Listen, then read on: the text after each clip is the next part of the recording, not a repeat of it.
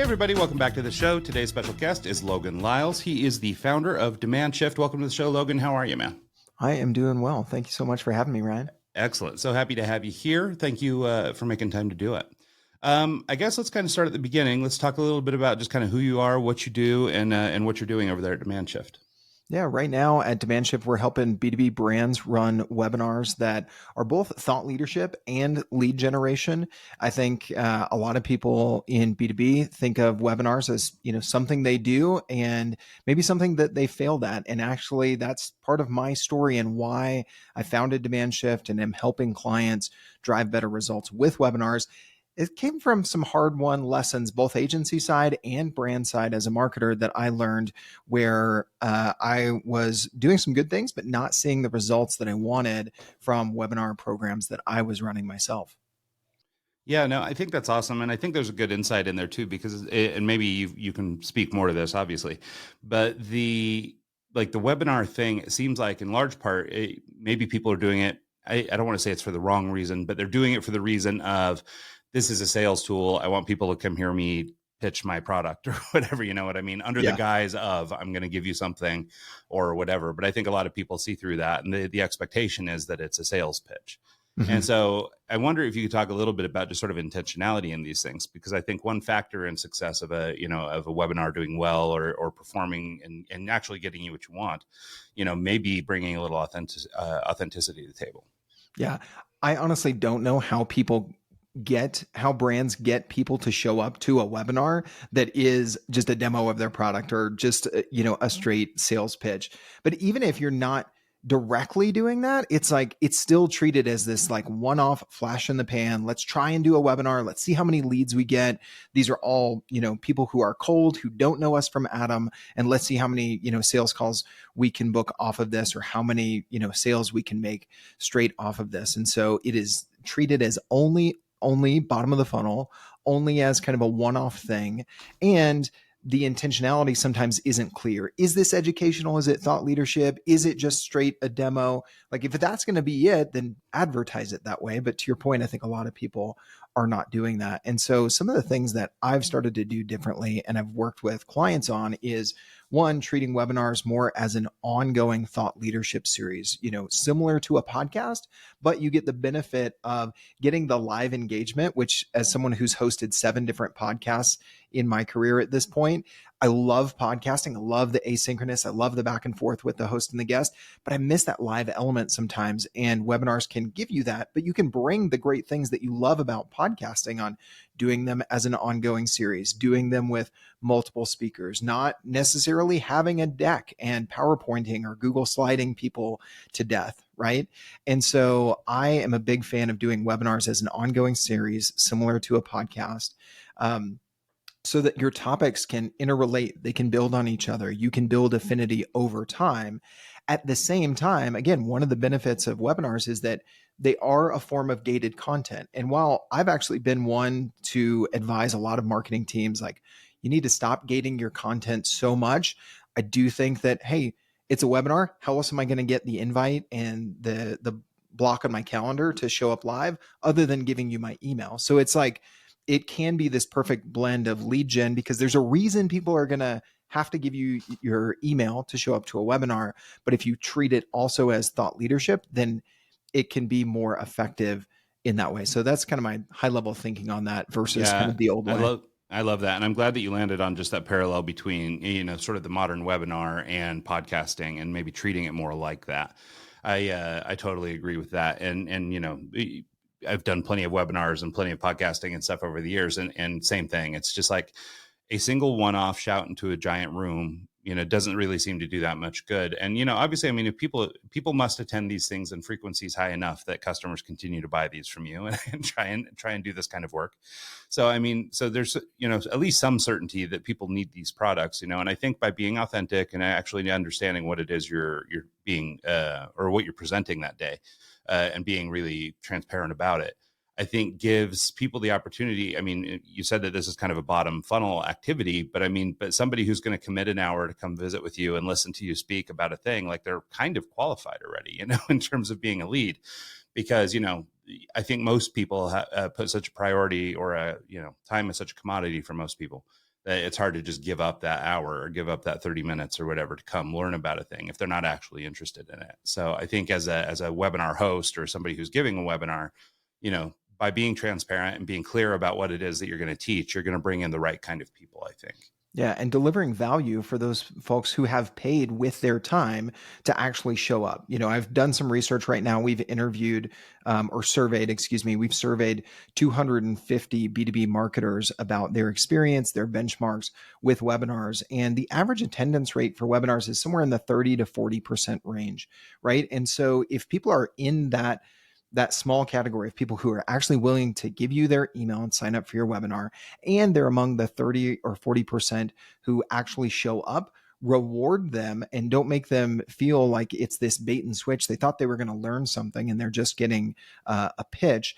Put the time and effort into making that live show valuable, educational, but it should connect to the deeper problem that you solve. And that's kind of the way I think about it is these people who are, as you said, highly qualified, how do you solve a small problem for them so that they trust you to solve a bigger problem for them, right? How can you give them a Band-Aid and then say, oh, by the way, I'm a surgeon who can really, fix the deeper problem that you have going on. This Band-Aid is only going to help you for, the next 5 days or whatever it is.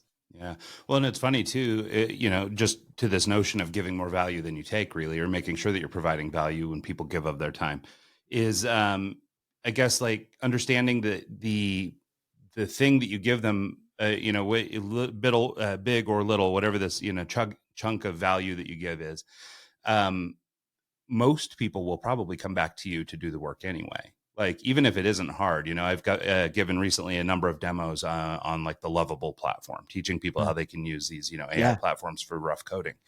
And it's, been really eye-opening for people. But then after I teach them and we spend an hour going through the platform and I show them how to use it and all this stuff, I'll get a call back or an email back. Hey, that's really cool. I love that you can do that. Can you help me do this? And like, instead I'd rather pay you to do it than to do it for me. And so I think for, the person who's the webinar host or the person who's giving this piece of value out there, it should never feel like you're giving away something that isn't valuable or is kind of cheap knowledge or whatever. Like, I mean, it makes sense to really tap into your expertise and give something positive out because, maybe not everybody's going to turn into a future customer, but I mean, if they're there already, they're already somewhat qualified, they care about what you're talking about, and now they like you as a person. Those are so many factors that you can't just get through like cold email, for example. Yeah. Yeah. The know, like, and trust of how to win friends and influence people is still very, very true. And we skip the know and like, where if someone's willing to spend an hour with you and you can, like you said, tap into your expertise, there's so much power in that. I think it's part of the reason that a lot of our clients at DemandShift are B2B professional service firms. Like, what their product is their expertise. And I'm always encouraging my clients to give away more of the how. Don't just speak about the why in their category or the area of problem that they solve, because they can kind of get that anywhere. It feels like that fluff that you were talking about. And when you share that how, are there going to be some people who take and do it themselves? Yes, but those are the DIYers who are going to do it themselves anyway. They're not your potential clients anyway, so you're not really losing anything. But you build so much trust by giving away more of that secret sauce to those people who ultimately do value their time and focused on the things that they do best, and they want to hire experts, but they're not going to do that unless they believe you're the expert. And how else are you going to do that other than giving away some of your expertise for free? Yeah, no, it's right. And it's funny, you mentioned the know, like, and trust you thing. So we had a guy on the show recently, this guy named Bob Berg, that pushed that whole know, like, and trust you idea even further into a book that became very popular. It's called The Go-Giver. And it's this enormous sales book, right? But the whole premise is about giving more than you take, distributing value. And as human relationships, like what we consist of are these sets of knowing, liking, and trusting people. And, to different degrees and varying, I might know this guy really well, but I don't trust him as much, that kind of thing. Like, there's this whole spectrum of relationships that we have with people. And as marketers, I mean, you're trying to communicate as much as possible, either about your company or about yourself as an individual through the advertising or the marketing you're doing. So whether that's a print ad or a stupid little banner ad on a website or whatever, like, you're trying to communicate the most you can. So I think that this is where, like, I mean, we actually drive a lot of people into doing podcasting for this reason, but webinars are the obvious, extension of this, which is, what better way do we have in sort of this day and age? We can't teleport to people's offices just yet, and we can't go everywhere, but we can do an awful lot of knowing, liking, and trusting each other through platforms like this. During COVID, I had sort of this metaphor that I would use. It was like this, filling up a glass of water, where like a text is like a nothing burger. It's like a drop in the cup, an email, maybe it's a little tiny bit. And then, actually connecting with somebody on the phone might be something else. And video call took us even that much further. But, we're still just kind of in the surface tension here. What really matters is getting outside of the cup altogether and human relationships, in person. So as much as you can do that, that's awesome. But for most marketers and most business owners and stuff like that, if you want to do anything at scale, you just can't. And so it's important to find a platform like webinar or podcasting or whatever to I think do all that charitable goodwill, right? And that's where you develop those relationships. Yeah. Case in point, my very first client at DemandShift, he was actually this business owner had been a guest on a webinar series that I was hosting in my previous role. And I had hosted that for maybe 18 months, going on 2 years. And the first time that we hopped on a call, he was like, or I said, "Hey, Will, have we ever actually been on a call together?" And he goes, "No, but I feel like I've been on this call dozens of times," because he had been on webinars that I had hosted. He had seen me on video the same exact way as I show up on Zoom is the way I show up on a webinar or a podcast. And that just spoke volumes to me of, that's what I want for you when we run your webinar series, that people show up feeling like they already know you. They've already been on this call. They know the things that you're going to talk about, and you can kind of get into, how are you actually going to help me? No longer do I have to convince you into my way of thinking, because you've been consuming that for quite a long time. Now, at the same time, I saw this meme a while back. I don't know if it's true that it's actually an old Irish proverb, but I think that this saying actually makes sense. For every mile of road, there are 2 miles of ditch. Meaning, everywhere that we go, there's a ditch on both sides. We could fall into the error on one side or the error on the other. And I think with webinars, you could go to one side, like we talked about, treating it as just kind of one-off. We're just going to pour water in the glass, to use your analogy, which I love, by the way, but it's not going to be enough to fill that glass, much less overflow it. So it doesn't work as just a lead gen tactic. But if we lean so hard into just thought leadership that we don't actually give people an easy, compelling way to convert and take the next step with us, then we could actually, run a series that educates people, builds affinity, but doesn't actually build pipeline, grow revenue, and help us grow our business. And it's actually that ditch that I fell into more often than not that led me to develop what we now call the webinar fast track framework at DemandShift, that has increased our conversion rates by sometimes as much as 10% from webinar registrant to actual booked sales call. And so I do think that this balance, most people are going to fall in one ditch, but I think there are others like you and I who want to add so much value that we forget almost to give people a natural, easy, and compelling way to take the next step with us. And there are some things that we can do that we can build into a strategy like this that can help us avoid that ditch on the other side as well. No, that's a huge point. And actually, it's big. I don't know. I guess it's a flaw of me, is that I spend a lot of time getting to know people. I spend a lot of time giving a lot of things away, and very rarely will I come and ask for anything.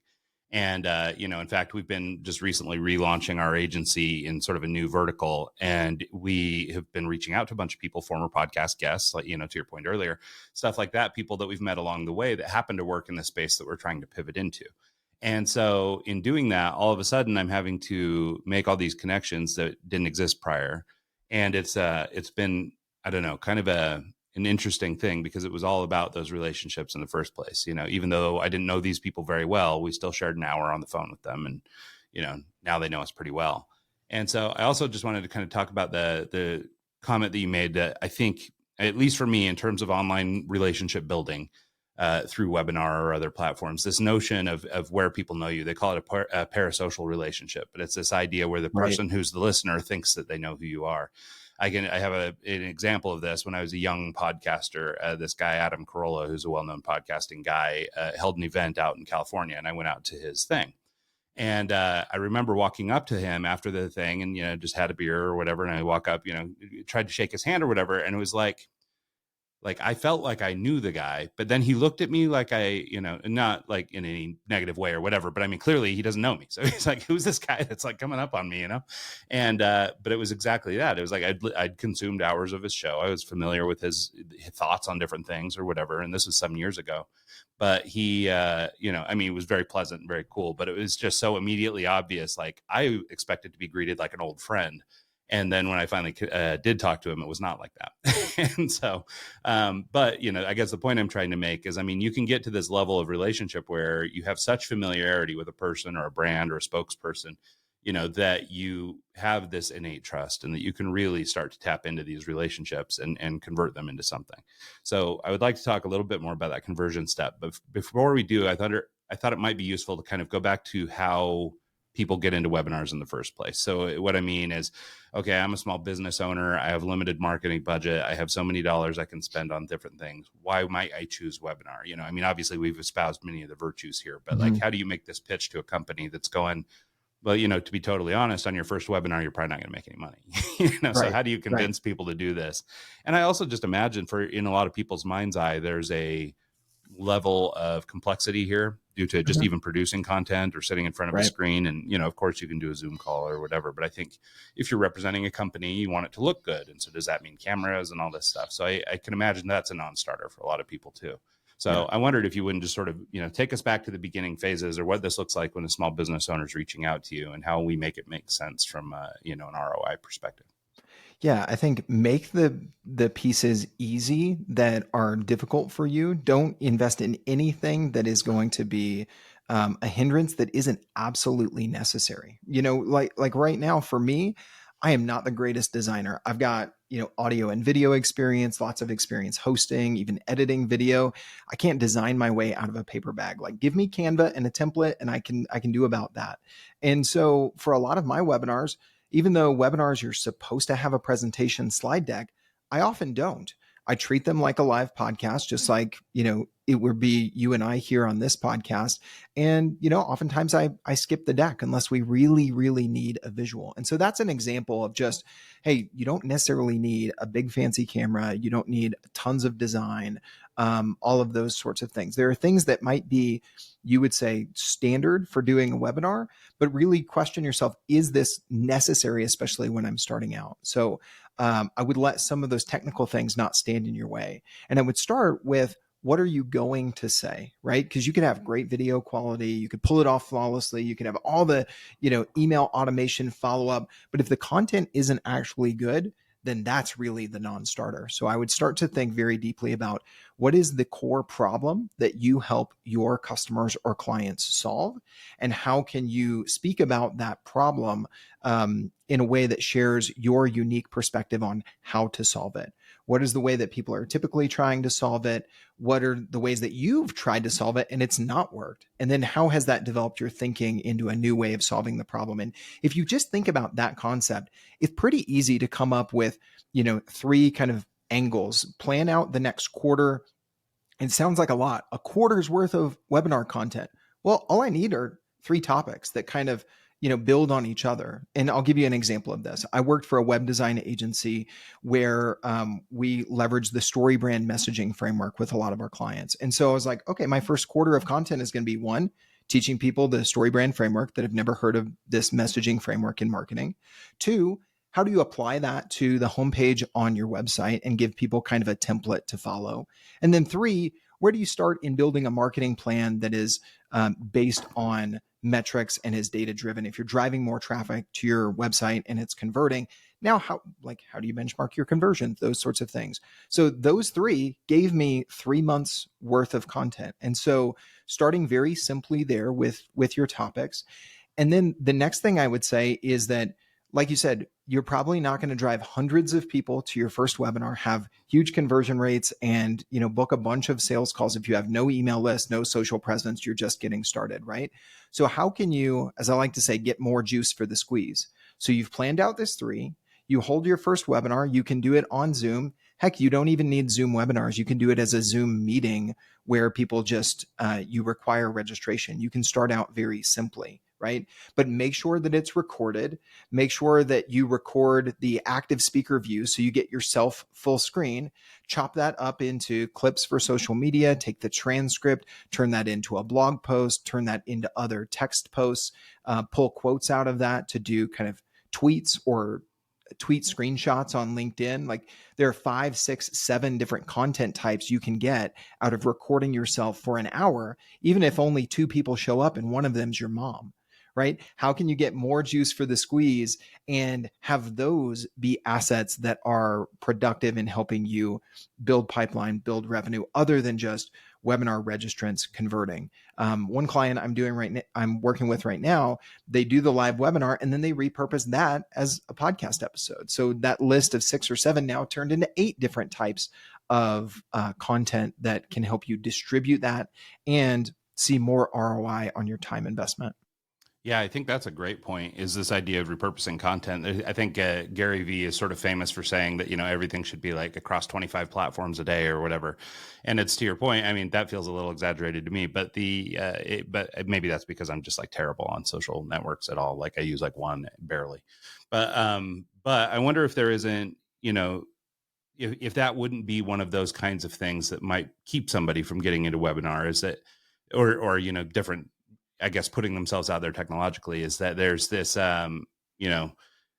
I guess, notion that it's a lot of work, and and it can be, but the way that you're talking about repurposing this stuff, I mean, we do the same. I'm sure you have in the past as well with your podcast and things like that. Like we spend time doing this. I have a weekly newsletter that reprocesses and thinks about differently the interviews that we've done with guests based on the transcript from the show. Things like that. So repurposing this in a million different ways is kind of, I guess, the coolest thing, or maybe a great sales point for you when you go to sell this thing, is it's like, yeah, give me an hour, but we'll give you a quarter worth of, content out of that. And I don't think people realize before they get started how easy it is to do all that. Mm-hmm.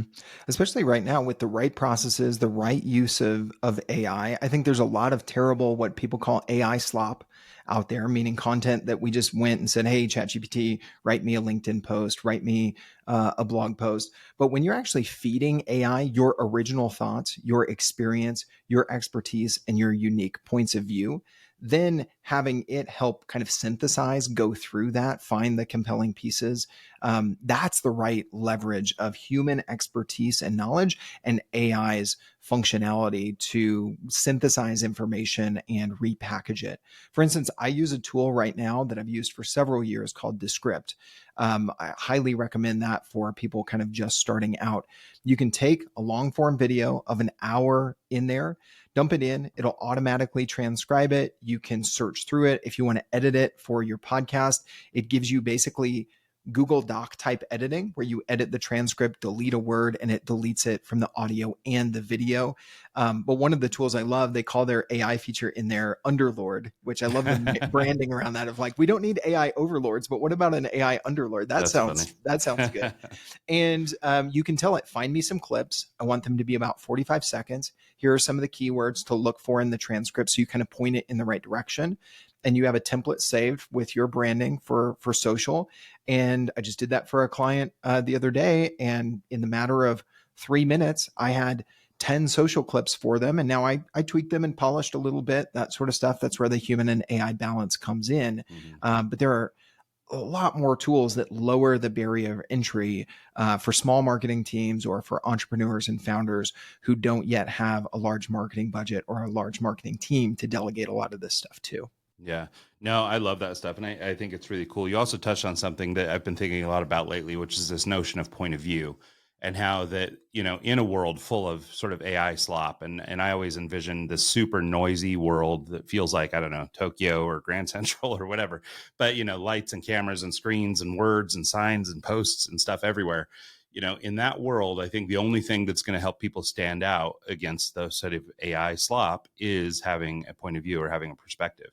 So, not only is that something great that you're coaching into people, for webinar purposes or whatever else, but I think it's critically important if you want to sort of survive the AI, underlords arriving. We're going to have to, I think the people who have a point of view or have a perspective that's unique to them as a human being I think those people are going to be the ones that thrive the most in that environment. And so from, putting that back into the perspective of a webinar, I think that content too, having a way way of thinking, even if it's about a common idea, but you just have a unique take on it. Yes. I think just that is enough to make for a compelling webinar. Yeah, that is what AI can't replace. That is what uniquely will help you not just build a following of people who know and like you, but they actually trust you to solve their problem. And one line that has stuck with me so much, I interviewed a guy by the name of Nick Bennett, who does a lot of coaching for agencies on their positioning, their messaging, how they talk about the problems that they solve. Interviewed him for a series I did called Agency Life several years back. And I'll never forget this line. He said, most of us talk about our solutions so much, but when you talk about your solution, you have to convince everybody that you're the best and or the cheapest. But when you talk about their problem so well that they know that you intimately understand the problem, then you become the default solution. And that mindset shift from talking about your solution and the results to talking about the problem has been a major shift for me in the way that I talk about, my own expertise and the way that I coach clients when developing their content strategies for their webinar series as well. Yeah, no, that's huge. And that's a really great idea too. And I think it sort of, I don't know, feels like almost the exclamation point on some of the things we've been talking about, which is, that by becoming this, serious thought leader who passes on real value, has a point of view that's unique or an interesting take on things, just by doing those things, by virtue of that, you could easily slip into this space where you were somebody's, default, oh man, I heard this guy on this podcast, or, oh, I attended this webinar and I spoke to this guy and he seems great, but like, by doing the things that we've been talking about, I think you could, sort of live up to that mantra, this notion that you could become the default. And I love that. I feel like that should be a vinyl sticker over the door somewhere. So I like that. So let's talk. I think one of the barriers too, for a lot of people might be sort of this notion of they don't see themselves as being somebody who should be on camera. There's this, stage fright or whatever you call it. And I always tell people I've been doing this podcast for almost 8.5, almost 9 years. And it's like, I still hate doing it. Like, but I just come on because I know I need to and all this stuff. And I'm definitely more used to it now than I once was, but I still hate the sound of my own voice. I still, all the things that people hate. It's just, you kind of have to push through it and do hard stuff. So, but as people don't necessarily see themselves as entertainers, I wanted to talk about a couple ideas. First is just sort of this notion of, getting myself on camera, fighting through the things you don't want. And I guess if your company is big enough, you can always put the young marketing director on or whatever. But I guess choosing a personality for your thing might be a better way of looking at it. And then sort of the entertainment versus education sort of approach here. So obviously you want to be known, liked, and trust. You need to develop some level of expertise and things like that. But at the same time, you got to keep people engaged. So as you're coaching people through the process of creating webinar, what would you do, or how can you help guide somebody that, first of all, doesn't want to do it for reasons of self-consciousness or whatever, but then once that's overcome, how do you get that person to either break out of their personality enough to be entertaining, or to lean in on education entirely? I think there are two things that can help here that are pretty tactical. So number one, if staring into a camera lens, whether you're just recording video asynchronously or you're staring into a camera lens and that there are 100 people on the other side of this webinar that you can't see, you can't hear, you don't know what their reactions are, that can be a little unnerving.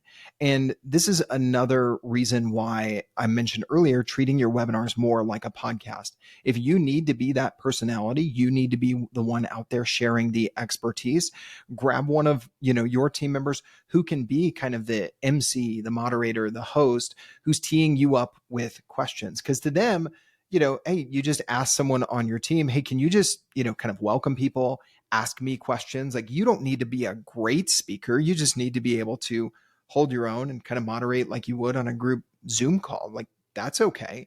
And that makes it easier for them. And it also makes it less, unnerving for you. The second thing I would say is that you don't have to be a certain way on camera to be successful. I am not the most extroverted person. I'm not the most, high energy. My LinkedIn videos are like, hey, did you know this? And bam. And, all of these big cuts, because I just find that I tend to take kind of more of a teacher approach, more of an educational approach.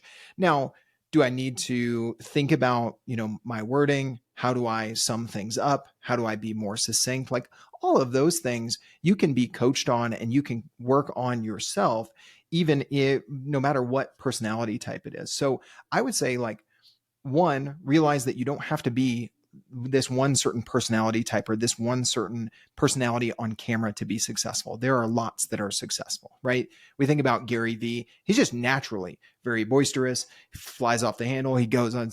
And then you've got people like Simon Sinek that are very methodical. They speak more like this, and yet he captures people's attention, just as much. So look out there. So one, realize that you don't have to be a certain personality type.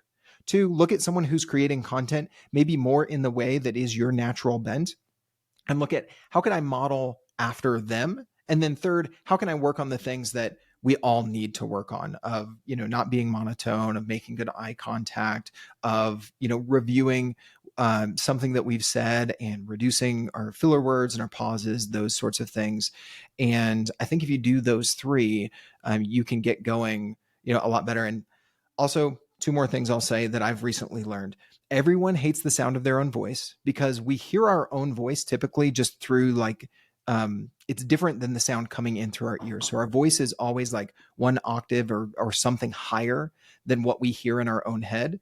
So just know that going in. Also, we're used to seeing ourselves in the mirror, not the way that other people see us. And so if there were two pictures of us shown, we would pick the one that is reversed, and everybody else would pick the one that is, normal, because that's the way I see it. So when we see ourselves on camera, it's like, that doesn't look like me because it's already flipped and reversed from what I'm used to seeing in the mirror. And we're not perfectly symmetrical unless you're just some sort of supermodel or something. And your voice is going to sound different. So just know that going in, and that reduces some of that anxiety around I hate the sound of my own voice. I hate looking at myself on camera. Yeah, no, I think that's good advice. So let's talk a little bit about let's get a little bit technical and talk about kind of how this process works. Let's say you've, identified a customer that you think you can serve. How does that engagement start, or how does that sort of process work? How much are you doing? How much are they doing? What does the kind of relationship feel like as you're working your way through, getting from concept to published live? Yeah. So for my clients at DemandShift, we start with that content strategy and determine, okay, who are you trying to reach, and what is the problem that you solve, and how can we speak to that in 3 sequential months with the first quarter of your content strategy for your webinar series, right? Once we have that in place, then we start to build out a promo plan. So many people, have great content, but they have no idea how they're going to get it in front of their target audience, right? And so then we look at, okay, do you have an existing email list? Okay, it's not that big, but that should definitely be part of the promo plan. Do you have a following on LinkedIn or Instagram or, something like that? Okay, there's another outlet. Do we have some spend to put some ad budget behind it? Email, for folks that don't have a ton of budget for paid media for their webinars, we'll look at, similar to you guys, Ryan, you guys have built a lot of relationships in your space by having people as guests on your podcast, or, former clients, or this or that. Look at your network and see, where does someone have access to an audience, either their email list or their social following, that we could do some sort of exchange of value. Maybe you've already given value to them in the past, and you can go to them and say, hey, I'm starting this webinar series. Can you do a plug in your newsletter next month? So thinking about what are the channels, both free, paid, and maybe bartered or borrowed, that you can use to get the webinar in front of folks. We've also been doing some creative things with both LinkedIn, leveraging your network to send invites by listing your webinar as a LinkedIn event, even if you don't live stream it to LinkedIn. If anybody's interested in that, DM me on LinkedIn. I can show you kind of the walkthrough nitty gritty. The other piece has been running cold email. So taking a list from a data provider like an Apollo or Zoom Info. Apollo is definitely going to be on the less expensive side if you're a smaller company, and running cold email campaigns to your target audience with a content offer. Because everybody else who's banging down their inbox with cold email is going straight to the pitch. You can to borrow a phrase I used earlier, zig when everybody else zags, get in their inbox and add value. Now, are your reply rates going to be super high as if you had your own email list of 20,000 subscribers? No, but it's going to be higher than cold email where you're just going out directly with a pitch. From there, so we've got, the content planning, the distribution strategy. Then there's the nuts and bolts of, hey, we need a landing page. I put a lead qualification survey behind every landing page. This is what I call the two-step sign-up process that has 10 to 20x the conversion rates on webinar registrants that I mentioned earlier. So there's some marketing operations you need to set up. And then there is obviously planning for the live event. Make sure that you've got an hour's worth of content, that maybe in your welcome emails, you ask people for questions. In your promotion strategy on LinkedIn, you not only just promote the event, but you say, hey, we're hosting this. What question would you want answered? So you can kind of pre-bake in some Q&A. You can also pre-bake in polls. They're a great way to drive that live engagement for your webinars. What are 3 questions that I want to ask, both from a data perspective, as well as kind of segmenting and qualifying the audience of questions that I want to ask that can help influence the content as you go forward. And then that repurposing strategy out the other side. Obviously, one thing with the live show, if you're going to go kind of host and speaker format, you need to identify the host, and those two need to be on the same page. And so it's those steps that I go through with clients at DemandShift, where they're basically, they're contributing their expertise. As we work together on the content strategy, we develop the promo plan together. Some of it's done for you, some of it's done with you.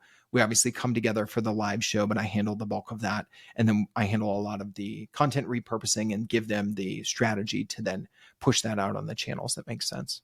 Yeah, no, I love that. And what I like about it too is, whether you choose to do webinar marketing specifically or any other kind of marketing, going through this process with you could be really valuable, just in the sense of, identifying the way you speak to people and to whom you speak and all that kind of stuff. Because I think a lot of people are in kind of I don't know what you'd call it, like an automatic mode, unless they've got like a real strategy on LinkedIn or something that they're working against, they're just posting things, they're saying stuff. Yeah, it's kind of what I call checkbox marketing. I know these things that we've done, or maybe something new I'm going to try, but I'm just going to check another box. Just or, they're just commenting, hey, super work or whatever. And then that's it. That was their contribution for the day or whatever. And it's like, okay, well, I guess, yes, that is a way to use LinkedIn, and you can maybe build relationships that way. And maybe it's a little less assertive than being thoughtful about what you're doing. But I do think it's important that we try to speak to, who we're supposed to speak to. And I think that even just by working through a process with you, whether the outcome was webinar or really any marketing, I think seems like a good process to work through. What are your thoughts? Sorry. I was just going to say one resource that might help people on this point, Ryan, because I think that's a really good point. Going through the exercise of really refining who is my target ICP, my ideal customer profile, what is the problem I want to be known for, and what problems did they say they have. I've actually developed a prompt that's designed to be used with the new ChatGPT 5 model that can help you search Reddit, LinkedIn, X. You just give it your industry and your buyer persona, and it will surface the 12 most frequently asked questions from your buyer persona around the problem that you solve. I give that away for free if you go to demandshift.co/prompt. So it's demandshift.co/prompt. You can get that prompt. You just plug and play your industry and persona, plug that into ChatGPT, make sure that you turn on deep research, and it will give you a really great research report on your industry to get started with this process. Exactly. Yeah, no, that's awesome. Well, and that's a nice little thing too, especially for small companies that might be afraid of just jumping in and spending money on these kinds of things. You might be able to do some of that pre-work and save yourself some money on the back end, because you can show up with a baked strategy and you already know how you're going to talk about things. Yeah. So, so if you're a small company and you're trying to figure out your way, or you want to work with somebody, like Logan here, but the challenge might be financial or perceived financial problem. A lot of times we don't even ask. We're just like, it's going to be too expensive, and walk away. That might be a way to, I don't know if it would necessarily save you any money, but it would certainly save you time and get you a little more, right into the funnel. Not to mention the good you'd be doing for your own business. I mean, it's huge. What do you think about live versus pre-recorded? And obviously there's some virtues of, just doing it live by virtue of doing it live, you can talk to people and stuff like that. So there's some things like that. But how do you feel about, sort of these pre-taped webinars where I'm just going to run my slide deck for you, in terms of conversions and your experience with these things, and then, versus, the live performance or somebody doing a live event? Yeah. I love to get energy from the live interaction and to also use that as a feedback loop to improve the content, the messaging, as you said, the marketing as a whole. So my bent kind of has been towards live webinar, but make sure that you record it and not only repurpose it, but also make it available on demand. Because if you look back after your first quarter of doing monthly webinars and you're like, whoa, that the first one we got 75 people, the second one we got 220 people, the third one we got 140. Man, there's something about that second topic.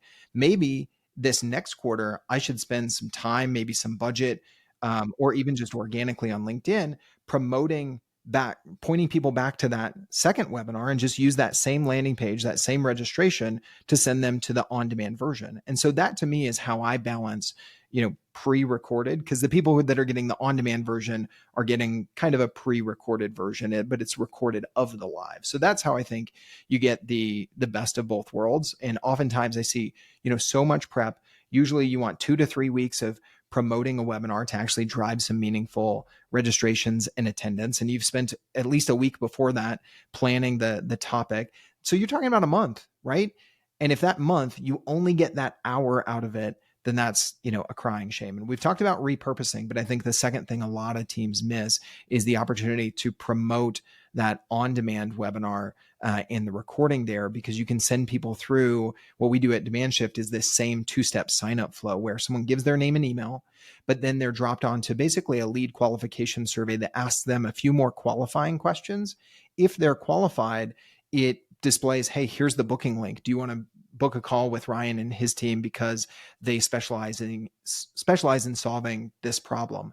And that's a way that you can actually drive actual leads to with folks after your webinar is gone and is been live, 2 months ago. I actually had a client who came through a funnel just like that. I promoted a webinar, said, hey, we actually already had it, but you can go check out the on-demand recording. They went through this 2-step sign-up process. They booked a call. They became a client. And I looked, they never actually watched the webinar. So that is some low-hanging fruit for folks, like you were saying, that really need to get positive ROI. Don't miss some of these areas that are just there and are ripe for the taking if you've already invested in this strategy. Well, it's a great point. And like we were saying before, I mean, like you're kind of, if somebody's signing up for a webinar, generally, they're probably you're intercepting them at the point where they need that information for whatever reason, right? They're raising their hand for some reason. Yeah. They're trying to get through something. And so it's, I think this notion of having sort of this 2-step process, I think so many people are just quick to collect your email and move on. That they don't even think about the notion of some sort of set of follow-up questions and sort of, warm up questions here. But I think that that's a really smart conclusion or a smart thing to do, just given that, we know that this is an intersection where they're raising their hand, like you said. And then, by asking these extra questions, like if they're the right questions, I mean, then you can you've established the expertise they were looking for anyway in watching the webinar. They know that you're the expert in this space, or they're comfortable with it. I thought you were anyway, but this helps me. And now I'm good enough to make a booking with you. So I think that that's a really smart strategy, even just doing that. And I'm sure, I mean, I would suspect anyway, that it works pretty well most of the time. Yeah, it does. A lot of my clients have been surprised. There's a little bit of technical setup you need to do to make sure that these 2 steps, the first real simple registration form and the second lead qualification survey, are actually 2 separate steps.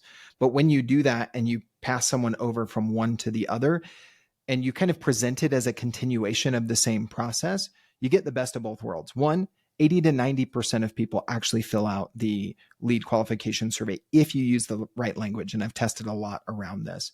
But here's the kicker: the 10 to 20% who don't, they've still filled out the first part of the 2-step sign up, and they're still going to get the invite. They're going to be registered for the webinar. They may attend. They're on your email list. So you actually, as marketers, it's always like short form to increase conversion or long form to qualify people better. This 2-step sign up allows you to get the best of both worlds. Yeah, I love that. What is, I mean, in terms of, and I'm not asking you to give away anything proprietary here or whatever, but I mean, like, what are the platforms that you're using for this kind of thing? Like, I mean, is there a Mhm. partner that you use that can get you this end to end performance? Or is this really like kind of a deep tech stack? And that's part of, I guess the expertise that comes from working with you. There's two ways I've been able to do it, and I don't mind, sharing tools exactly. If you've got a more sophisticated marketing automation and CRM set up on a platform maybe like HubSpot right now, and you're already using like Marketing Professional on that tier with HubSpot, I really like the combination of Unbounce landing pages, Typeform for the lead qualification survey, and HubSpot for the CRM. And then Zoom webinars is kind of the constant as well. So that would be the way if you're a little bit more already technically set up. But I found that when I launched DemandShift, I started as just a solopreneur working with some clients. I'm like, I don't have $900 a month to spend on HubSpot, another 100 for a landing page software. Like the cost started to add up pretty quickly. So I actually found a way to customize an all-in-one solution called High Level. Some people know it as Go High Level because that's their domain. I actually have a link where you can get my snapshot where you can sign up for a 14-day trial of High Level and get access to some of my pre-built forms and workflows. We can maybe drop that in the description or the show notes. Yeah, But that would High be great. Level is a $97 a month tool that replaces the need for a landing page software, a survey builder, even a full website builder and CRM all in one. So for small businesses or even those that just want a more clean, consolidated tech stack, it's really great, and the automations are super powerful. So that's what I'm using for all of my clients that want it just done for them. But some say, hey, show me how to do it. Give me your snapshot and point me to the right tools. That would be the way to do it. High Level would be my recommendation because it's literally a tenth of the cost of my other tech stack where I first started running this process on. I love that. Well, thank you for being so transparent about that stuff. I think it's useful, especially for, the younger entrepreneurs and the DIYers out there. It's good to have, some idea where to go. Here in the sort of the closing minutes, I just wanted to talk to you a little bit about sort of the advances in webinar technology and what's changed over the last few years. I know that your company is relatively new, but you've been obviously in this space for some time now.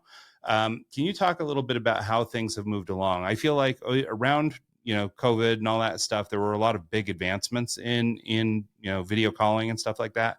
I know big companies like Zoom and stuff were really on their heels in terms of trying to keep up with all the tech and all the innovation and stuff that was going on in and around that period. But for people who are sort of like, I don't know, let's just say older entrepreneurs or people who run companies who might be a little bit older, have done webinars in the past, had a mixed bag of results. What are the advancements like today that make it, I mean, we've talked about some things like, being able to repurpose content and stuff like that. There's some clear new winners here, but what are you seeing that's changed from sort of, I guess, the old school webinar to the way that we do it today? Yeah, there are a lot of platforms out there that things are kind of merging, right? Like we're recording this podcast on Riverside. Shout out to them. I've used them a ton for recording podcasts. They now have a registration flow if you want to run your webinar on Riverside. And I would say that oftentimes can work really well for repurposing. They have some AI built in, similar to that Descript feature I was mentioning earlier, finding clips, automatically editing, enhancing the sound quality, those sorts of things. However, a lot of my clients, as I mentioned, we're still running on Zoom because Zoom is still the best that I've found when it comes to kind of that automated follow up, sending a calendar invite, not just an email with a like, hey, Ryan, here's the link to add it to your calendar, because no one clicks those links. And as we talked about, with a typical only 30 to 40% show rate, I've actually, even though there have been some advancements in other tools like Riverside and Goldcast and StreamYard that are kind of that are converging, where streaming, webinars, podcasts, podcast editing are kind of all coming together. I'm still finding that because of some of the just foundational pieces that make running webinars really effective, that Zoom is the piece that's still foundational for me. And for the pieces that I need it to connect in, I use tools like Zapier or Make to tie in to other pieces that I might need. For instance, LinkedIn events that I mentioned earlier. Yeah, no, I love that. And I'd love to, I mean, I don't know if you've got just an extra second that we could talk a little bit about automation tools like Zapier and Make. I don't know if everybody's clear on how those platforms help. I was very familiar with Zapier. I've recently started using Make, Mhm. and I quite like their flows and everything and the way it works. Yeah. But can we talk a little bit about just sort of automation and the benefits of using that, just generally in marketing? Yeah. I mean, with a webinar, you're kind of going through the same process. So anything and everything that you can automate, you definitely should. So for instance, LinkedIn, I list mine and my client webinars as LinkedIn events out on LinkedIn. And sometimes we run event ads. Sometimes we just promote it organically. If you check the box to say, have people sign up, then it does ask them for their name and email right there on LinkedIn, which is a great lead capture format. But what I was doing before is manually downloading the attendees, then uploading those into my CRM, uploading those into Zoom so that they got the meeting invites and reminders from Zoom. Well, I just went into Zapier and found, hey, I could do a simple 3-step automation that says when someone registers for this event on my LinkedIn account, then register them in Zoom, and then also push that data into my CRM automatically. And so it's those sorts of simple but very powerful automations that I use Zapier for in my webinar process. Make is a little bit more, admittedly, I would say for those that are more technically minded, you kind of need to think a little bit more like an engineer or a coder when you're doing things in Make. I've just found the same thing that I do in Make versus Zapier is usually a little bit easier for the entry-level person in Zapier. But Zapier costs a little bit more. Their structure can get more expensive if you're running tons of automations. But if you're just starting out, I think Zapier is probably the way to go for folks that are new to automation software. Yeah, and I think even Zapier's free plan will give you, access to some like 1 or 2 step Exactly. automations that, are probably enough for you to at least get, your toe into the automation waters. So I guess we're sort of at the end of the hour here. Let's take a quick minute, Logan, and just kind of have people learn more about where they can catch up with you online, how they can connect if they're interested in learning more about webinars or maybe getting involved. Yeah, absolutely. So if you didn't grab that prompt earlier, go to demandshift.co/prompt to get that market research prompt to get you started with your content strategy, whether that's for webinars or anything else you're going to be doing with your marketing as a whole. Obviously, if you just go to demandshift.co, you can see a little bit more about our service offerings specifically. We're very upfront about our pricing, what's included, so you can get a really good sense of whether that is a fit for you or not. And then I'd say the third way is hit me up on LinkedIn. I'm very active there, pretty much the only social media platform I'm active on, and I'm pretty easy to find. Logan Lyles, my last name is just Lyles. So send me a connection request. Let me know you heard me on this podcast, and I'd be happy to connect. Awesome. Well, thank you so much, Logan. This has been awesome. Lots of great stuff there. And to be honest, I've been working on some like online courses and things like that are sort of a, kiss and cousin to a webinar. And so it's really interesting to be talking about some of this stuff and what's available to us now and that sort of thing. So it's got the brain working for me. I'm sure other people are excited to hear about it. I'd love to hear it, man. So cool. Well, thank you so much, man. I really appreciate you taking time to do this. Yeah. Thanks for having me. Absolutely. And thanks so much to everybody who tunes into the show this week and every week. And we'll see you next time.